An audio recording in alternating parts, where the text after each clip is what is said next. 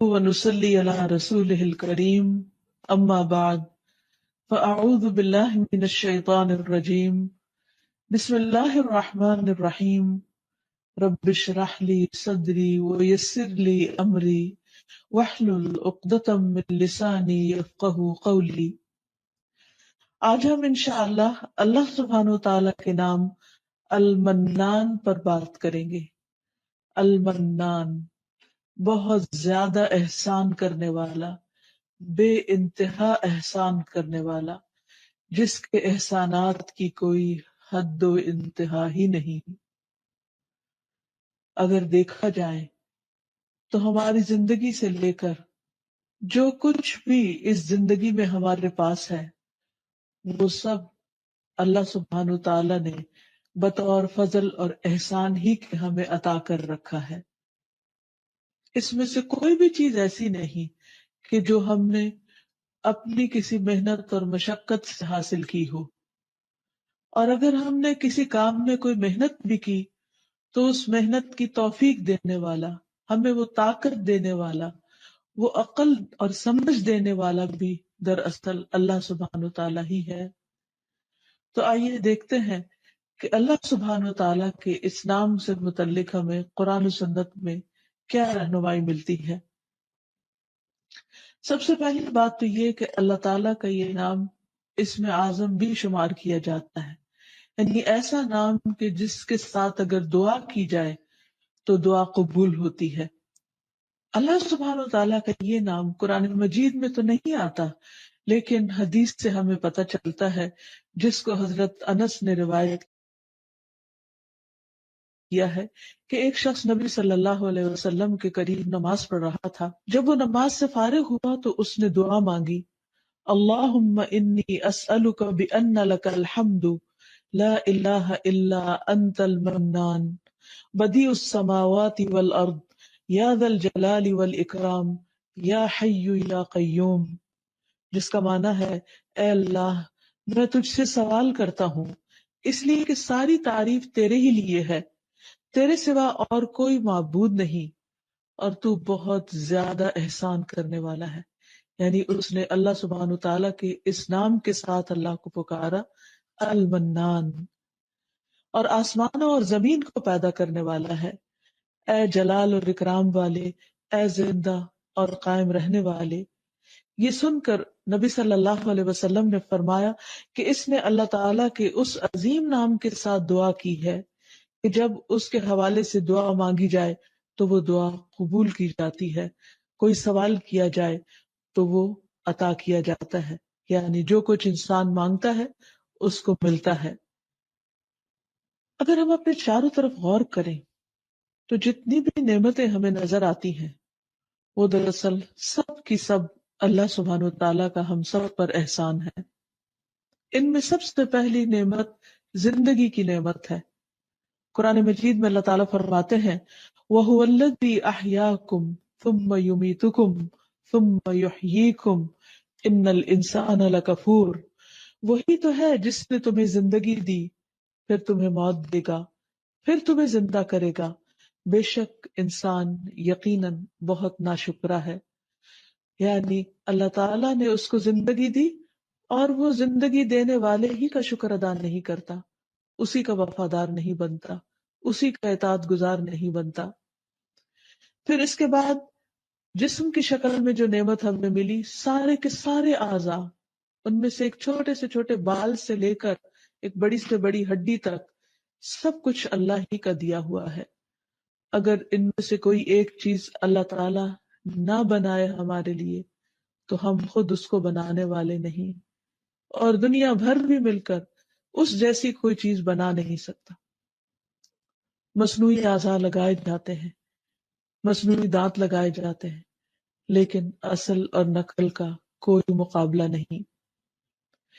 جہاں تک آنکھ، کان اور دل کی نعمت کا تعلق ہے تو اسے خاص طور پر قرآن مجید میں منشن کیا گیا ہے۔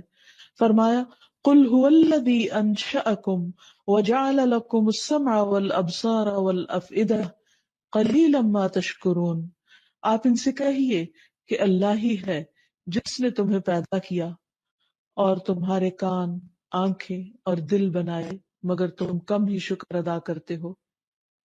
اسی طرح جسمانی صحت عطا کرنے والا بھی اللہ تعالیٰ ہی ہے۔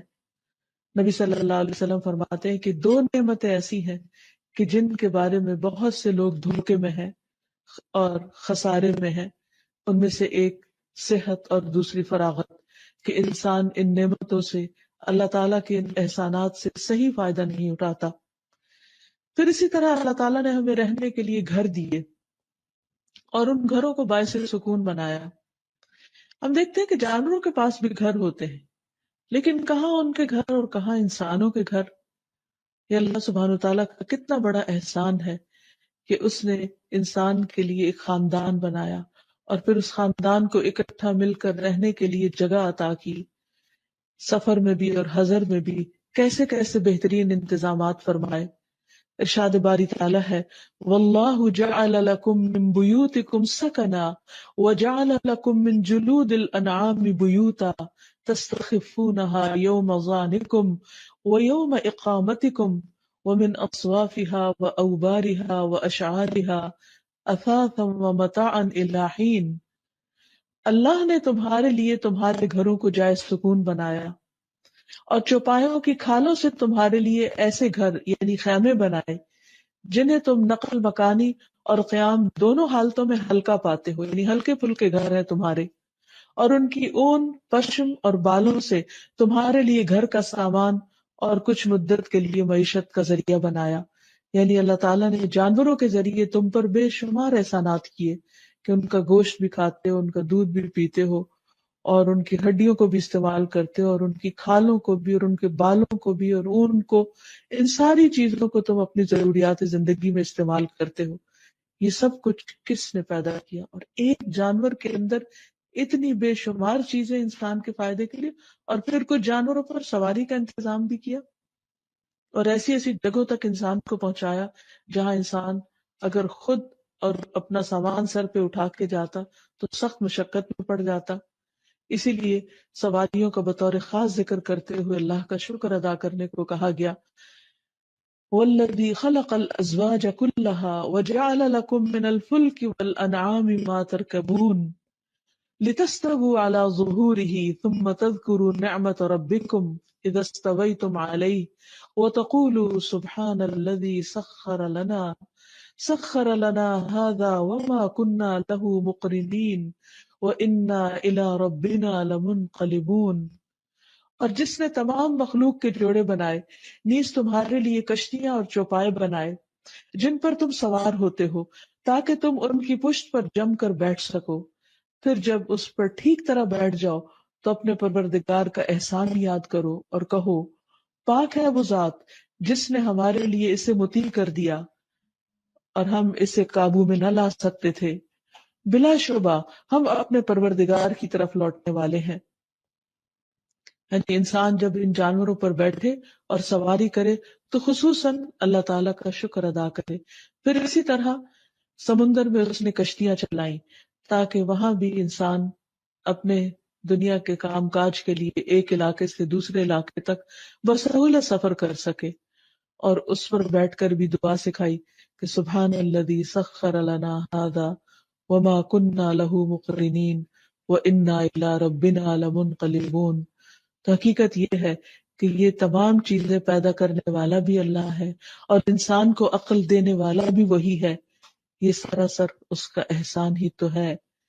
پھر اسی طرح زندگی کو باقی رکھنے کے لیے، قائم رکھنے کے لیے کھانے پینے کے انتظامات فرمائے، حلال رزق عطا فرمایا۔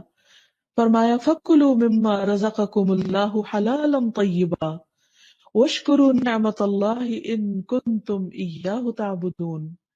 بس اللہ نے جو تمہیں حلال اور پاکیزہ رزق دیا ہے اسے کھاؤ، اگر تم اسی کی بندگی کرنے والے ہو تو تم اللہ کی نعمت کا شکر ادا کرو۔ گویا کھانا بھی عبادت ہے اگر انسان اس کو کھانے کے بعد اللہ تعالیٰ کا شکر ادا کرتا ہے۔ یہ اللہ تعالیٰ کی کتنی بڑی رحمت ہے، کتنی بڑی عنایت ہے اور کتنا بڑا احسان ہے کہ وہ ہمیں کھلا کر بھی خوش کرتا ہے، اور پھر اس کے بعد جب ہم شکر ادا کرتے ہیں تو نعمت میں مزید اضافہ بھی کرتا ہے۔ پھر اسی طرح آسمان اور زمین سے اس نے رزق کے دروازے کھول دیے ہیں، اور صرف کھانے پینے کی شکل میں نہیں، بے پناہ چیزیں اس نے انسان کے لیے پیدا کی کہ جن کو انسان گننا چاہے تو گن نہیں سکتا۔ فرمایا یا ایھا الناس اذکروا نعمت اللہ علیکم هل من خالق غیر اللہ یرزقکم من السماء والارض لا الہ الا هو فانا تؤفکون۔ لوگو، اپنے آپ پر اللہ کے احسان کو یاد رکھو۔ اللہ کے سوا کیا کوئی خالق ہے جو تمہیں آسمانوں اور زمین سے رزق دے؟ یاد رکھو اس کے سوا کوئی الہ نہیں، کوئی معبود نہیں، پھر تم کہاں سے دھوکا کھا جاتے ہو؟ یعنی سارے احسانات تو اس نے تم پر کیے ہیں، اور پھر تم اس کی اطاعت نہیں کرتے۔ اچھی اور فائدہ مند باتیں نکالنی چاہیے جس سے دوسروں کو انکریجمنٹ ہو، دوسروں کو ڈسکریج نہیں کرنی چاہیے، اللہ تعالیٰ سے اچھی امید رکھنی چاہیے، تو اس سے پھر انسان بہت سی آفات سے بھی سلامت رہتا ہے۔ پھر اسی طرح شادی بیاہ کے معاملے میں بھی انسان کو پاکیزہ ازواج کا انتخاب کرنا چاہیے اور پاکیزہ زندگی بسر کرنی چاہیے، حرام تعلقات سے پرہیز کرنا چاہیے، اور آخر میں یہ کہ اللہ سبحانہ وتعالیٰ کے اس نام کے وسیلے سے اللہ تعالیٰ سے دعا بھی کرنی چاہیے اور اللہ تعالیٰ سے پاکیزہ چیزوں کا سوال کرنا چاہیے۔ انبیاء اور صالحین جب اولاد کے لیے دعا کرتے تو پاکیزہ اولاد کی کرتے، جیسے زکریا علیہ السلام نے کہا رب ہب لی من لدنک ذریۃ طیبہ، اے میرے رب مجھے اپنے پاس سے پاکیزہ اولاد عطا فرما، یعنی جس کا اخلاق اور کردار اور سب کچھ پاکیزہ اور عمدہ ہو۔ پھر اسی طرح یہ ہے کہ کھانا کھانے کے بعد اللہ تعالیٰ کا شکر ادا کرنا چاہیے اور اللہ تعالیٰ کی تعریف کرنی چاہیے۔ آپ یہ دعا پڑھا کرتے تھے الحمد للہ کثیرا طیبا مبارکا فیہ غیر مکفی ولا مودع ولا مستغنى عنہ ربنا۔ تمام تعریفیں اللہ کے لیے، بہت زیادہ پاکیزہ، برکت والی، ہم کافی نہیں سمجھتے نہ اس کو ترک کرتے ہیں، اور اے ہمارے رب نہ ہم اس سے بے پرواہ ہو سکتے ہیں، یعنی پاکیزہ تعریف تیرے لیے، اور جتنی بھی کریں اتنی ہی کم ہے۔ پھر اسی طرح ہمیں صبح کے وقت خاص طور پر دن کے آغاز میں اپنے لیے پاکیزہ رزق کی دعا کرنی چاہیے، نبی صلی اللہ علیہ وسلم کی سنت کی پیروی کرتے ہوئے۔ حدیث میں آتا ہے کہ نبی صلی اللہ علیہ وسلم فجر کی نماز کے بعد جب سلام پھیرتے تو یہ دعا مانگا کرتے تھے اللہم انی اسألک علما نافعا، اے اللہ میں تجھ سے نفع مند علم کا سوال کرتا ہوں، ورزقا طیبا، اور پاکیزہ رزق کا، وعملا متقبلا، اور قبولیت والے عمل کا۔ تو اللہ سبحانہ وتعالی ہمیں دنیا اور آخرت میں پاکیزہ زندگی بسر کروائے۔ وآخر دعوانا ان الحمد للہ رب العالمین۔ سبحانک اللہم وبحمدک اشہد ان لا الہ الا انت استغفرک واتوب الیک۔